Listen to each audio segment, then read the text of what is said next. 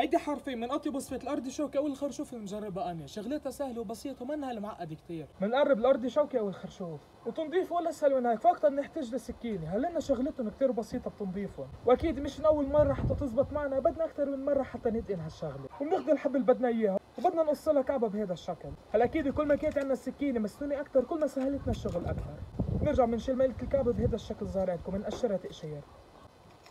هلا بدنا نحضر خلط هيك صغير على السريع، عبارة عن مي وحامض، حتى نضلنا محافظين على لون الخرشوف الابيض، بننزل كمية وفيرة من المي مع عصير حامضة، وبنرجع بننزل حبة الارتشوكة. صدقوني هي قصة وقت فقط، ومنأتقن طريقة التنظيف، ولا اسهل من هيك لانه هي شغلتها، بس اكيد بدها اول شيء السكينة تكون مسنونة منيح، وثاني شيء بدها سرعة بالقصة.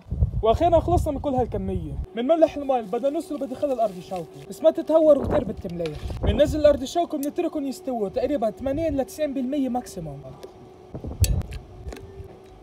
للحشو بنحتاج لزيت زيتون، بننزل علينا البصل،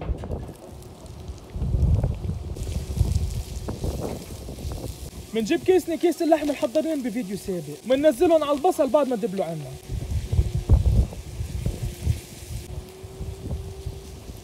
بنضيف عليهم رشة ملح، واكيد الملح حسب الرغبة، على رشة 7 بهارات، وبنقلبهم كتير منيح مع بعض وبنتركهم حتى يستووا. وبعد ما يستووا عن الارتشوكة بنشيلهم وبننزلهم بداخل الصينية اللي بدنا اياها.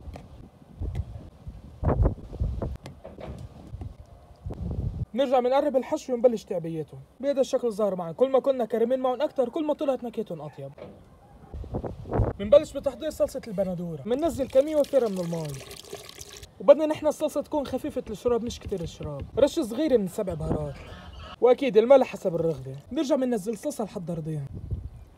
هلا بنرجع بننزل عليها نوع الجبنة اللي بنرغبه، وانا بستعمل جبنة الموزاريلا حتى تصير عنا بهذا الشكل الحلو.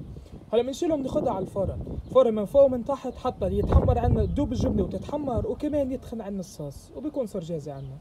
وهذا شكلها بعد ما طلعت الصينية من الفرن، شوفوا لي والله شيف اخر صراحة، ركزوا لي بهالالوان، جبنة عنا دايبة ومحمرة وغير انه هالمكسرات والبقدونس عطينا هاللمسة الحلوة، وبهالطريقة بتكون وصفة الارتشوكة صار جاهزة عنا. وهلا اكل وشكور، جربوا هذه الوصفة واذا رب العالمين بتعجبكم.